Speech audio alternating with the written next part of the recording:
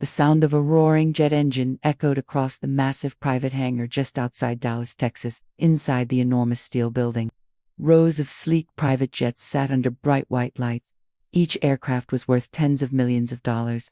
Polished floors reflected their shining wings like mirrors. It was the kind of place where only the ultra-rich belonged. At least, that's what most people believed. Near the far end of the hangar, a tall black man in a faded janitor uniform slowly pushed a cleaning cart across the floor. His name was Marcus Williams. He worked quietly, mopping the polished concrete beneath the wing of a glossy Gulfstream jet. Most people inside the hangar barely noticed him. To them, Marcus was just another janitor, invisible. But Marcus wasn't bothered by that. In fact, he almost seemed amused. He glanced up at the aircraft above him and smiled slightly. "Still looks beautiful," he whispered softly to himself. Just then, the large hangar doors opened with a loud metallic rumble. A brand new luxury sports car rolled inside. Moments later, a tall white man wearing a designer flight jacket stepped out confidently. His name was Richard Coleman. Richard was one of the most well-known private jet pilots at the airport. He flew billionaires, celebrities, and politicians all across the world, and he carried himself like someone who knew it. As Richard walked across the hangar, he suddenly froze. His eyes locked onto Marcus. More specifically, Marcus had placed his hand gently on the side of the $40 million jet as he cleaned underneath it. Richard's face twisted instantly. "What do you think you're doing?" The loud voice echoed across the entire hangar. Marcus slowly turned. "I'm cleaning the floor, sir," he replied calmly. Richard stormed closer, pointing angrily at the jet. "Don't touch that plane." Several mechanics nearby looked up from their work. Marcus blinked. "I wasn't hurting anything." Richard scoffed loudly. "You people always say that." The hangar suddenly grew quiet. Marcus remained calm. "I assure you, sir, I'm just doing my job." Richard laughed sarcastically. "Your job is to clean floors, not touch aircraft worth more money than you'll ever see in your life." A few workers shifted uncomfortably. Marcus studied the jet again before replying softly, "It's a beautiful machine." That seemed to make Richard even angrier. "Do you even know what kind of aircraft this is?" Marcus nodded. "Gulfstream G70 all." Richard stopped, surprised, but only for a moment. "You probably Googled that or heard someone say it." Marcus didn't respond. Instead, he went back to mopping. Richard crossed his arms. "You shouldn't even be this close to it." Marcus looked up again. "This hangar floor still needs to be cleaned." Richard shook his head. "Unbelievable." Then he turned toward a nearby mechanic. "Where's security?" The mechanic hesitated. "Sir, he works here." "I don't care." Richard pointed at Marcus again. "Call security." Within minutes, 2 security guards walked into the hangar. The situation had already drawn attention. Mechanics, pilots, and staff slowly gathered around. Richard gestured dramatically. This janitor was touching the aircraft. One guard looked confused. "Sir, he's cleaning." "That plane is worth $40 million. Marcus leaned against his mop calmly. "I wasn't damaging anything." Richard folded his arms smugly. "People like you shouldn't even be near aircraft like this." The words hung in the air. Several employees looked uncomfortable, but Richard wasn't finished. "Who hired him anyway?" One of the guards spoke quietly. "Maintenance department." Richard shook his head. "This is exactly how accidents happen." Marcus sighed. "Sir, if you're worried about the plane, I can assure you I know more about this aircraft than most people here." Richard burst out laughing. "You..." "Yes." Richard looked at the guard. "See, now he thinks he's an aviation expert." The crowd chuckled nervously. Marcus remained silent. Then suddenly, a black SUV pulled into the hangar. Everyone turned. The vehicle stopped near the entrance. A sharply dressed woman stepped out holding a tablet. She looked around urgently. "Has anyone seen Mr. Williams?" Marcus slowly raised his hand. "Right here." The woman immediately walked toward him. The moment she reached Marcus, her entire expression changed. Respect replaced to urgency. "Good morning, Mr. Williams." The entire hangar went silent. Richard frowned. "Wait, what?" The woman continued speaking. "The board members have arrived. They're waiting for you in the conference suite." Marcus nodded calmly. "I'll be there shortly." Richard stared in confusion. "Board members." The woman then noticed the crowd and, "Why is everyone gathered here?"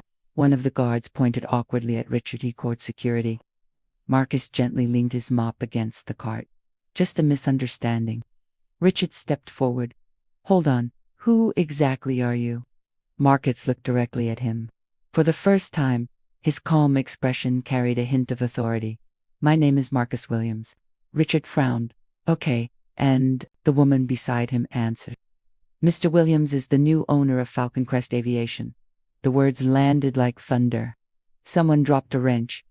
Another mechanic whispered, That's the entire company. Falcon Crest Aviation owned the hangar, the aircraft maintenance operations, 3 private airports, and a fleet of luxury jets across the country. Richard's face drained of color. Marcus spoke calmly. I finalized the purchase 2 weeks ago, the woman added. $5.2 billion. A stunned silence filled the hangar. Richard looked like he might faint. You? You're the owner. Marcus nodded. I've been visiting facilities quietly, Richard stammered. You were testing us.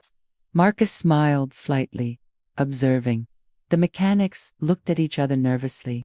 Richard's earlier confidence had vanished. I didn't know. Marcus tilted his head. That's the interesting part. Richard swallowed hard. I'm sorry if I... Marcus raised a hand gently. You showed me exactly what I needed to see. The hangar remained completely silent. Marcus stepped closer. Do you know why I like wearing this uniform? Richard shook his head. Marcus gestured around the hangar. Because it reveals how people treat those they think have no power. No one spoke. Marcus continued. And today, I learned a lot. Richard's voice cracked. I can explain. Marcus gave a small smile. No need. Then he turned to the woman beside him. Please schedule a company-wide training session. She nodded. Of course. Marcus looked back at the employees gathered around. This company will succeed because of respect, professionalism, and teamwork. He paused. Not ego. Then he looked directly at Richard. And definitely not assumptions. Richard stood frozen. Marcus picked up his mop again briefly, then handed it to a nearby worker. Looks like the floor is clean enough. A few employees chuckled quietly. Marcus walked toward the SUV. Before stepping inside, he turned back one last time. Remember something? Everyone listened closely. The way you treat people when you think they're beneath you, he paused, reveals exactly who you are. The SUV door closed. Moments later, the vehicle drove away. The hangar remained silent for several seconds. Finally, one mechanic whispered, Did that really just happen? Richard stood motionless, staring at the spotless floor where Marcus had been cleaning just minutes earlier, and suddenly, that floor felt much lower than before. The hangar stayed quiet long after the black SUV disappeared beyond the runway. No one seemed to move. The mechanics slowly returned to their workstations, but the earlier tension had not disappeared. It hung in the air like a storm cloud that refused to pass. Richard Coleman stood in the middle of the floor, still staring at the spot where Marcus had been mopping just minutes earlier. The same man he had just insulted owned the entire company. One mechanic finally broke the silence. Man, that was wild. Another worker shook his head. I can't believe that just happened. Someone else whispered, $5 billion. And he was pushing a mop. Richard felt heat rising in his face. For the first time in years, he felt embarrassed. Not just embarrassed, exposed. His mind replayed the conversation over and over. You people always say that more money than you'll ever see in your life. Each sentence now sounded worse than the last. One of the security guards looked at him awkwardly. You all right, Richard? Richard didn't answer. Instead, he grabbed his flight jacket and walked quickly toward his jet. But before he could climb the stairs, the same sharply dressed woman who had arrived with Marcus approached him again. Her calm expression hadn't changed. Mr. Coleman. Richard turned slowly. Yes, the board would like to speak with you as well. His stomach tightened. Now, yes. Richard swallowed hard. Where? Conference suite. The same place Marcus had just gone. Richard nodded stiffly and began walking toward the administrative building connected to the hangar. The short walk felt much longer than usual. Employees along the corridor glanced at him quietly. Some whispered to each other. Word had already spread. When Richard entered the large conference room, several executives were seated around a long glass table. At the head of the table sat Marcus Williams. But now he looked completely different. His posture was confident, composed, and unmistakably powerful. Richard suddenly realized something. Marcus had never looked like a janitor. He had simply chosen to look like one. Marcus gestured toward an empty chair. Around the table sat the company's top executives, board members, and department heads. Marcus folded his hands calmly. He paused.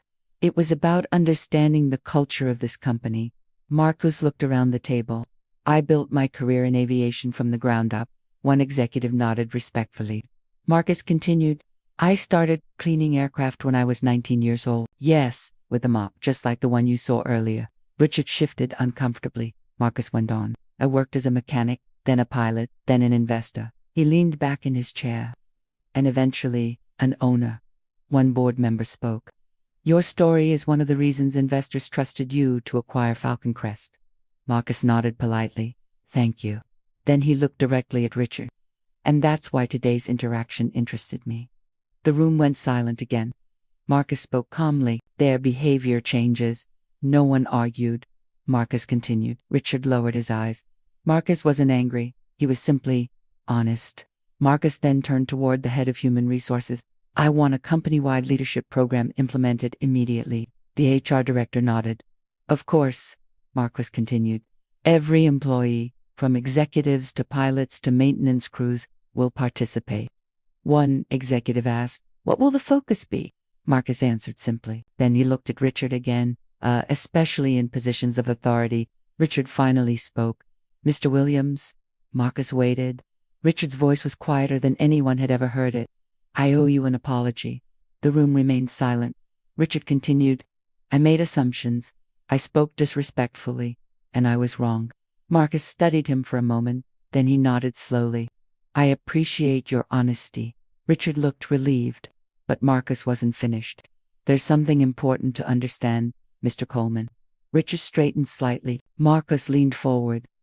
Leadership is not about flying the most expensive aircraft or wearing the nicest uniform. He paused. It's about how you treat the people who make the operation possible. Several executives nodded in agreement. Marcus continued. Aviation is a team effort. He gestured toward the hangar outside the window. Mechanics, cleaners, engineers, pilots, security, every role matters. Richard nodded quietly. Marcus sat back again. I believe people can learn from mistakes. The tension in the room eased slightly. Marcus then added one final thought. Yes, sir. Marcus smiled slightly. Good. Now, let's discuss the future of Falcon Crest Aviation. For the next hour, the meeting focused on expansion plans, new aircraft purchases, and international partnerships. But the earlier incident remained in everyone's minds, because something bigger than business had happened that morning. A reminder, a lesson. When the meeting ended, employees began leaving the conference room. Richard stayed behind. Marcus was reviewing documents when Richard approached him. Mr. Williams, Marcus looked up. Yes. Richard hesitated before speaking. I've been flying jets for 20 years. Marcus listened. But today, never judge someone by the uniform they're wearing. Marcus smiled. That's a good lesson. Richard nodded. I won't forget it. Marcus stood and extended his hand. Richard shook it firmly. Good, Marcus said. Because this company is going to set a new standard. Richard asked, what kind of standard? Marcus looked out the large window toward the hangar. Workers moved around the aircraft. Mechanics, cleaners, technicians, each person doing their job. The kind where everyone is treated with dignity. Marcus turned back toward Richard. No matter what uniform they wear. Outside, the sun reflected off the wings of the jets. And for the first time that day, the hangar felt like a different place.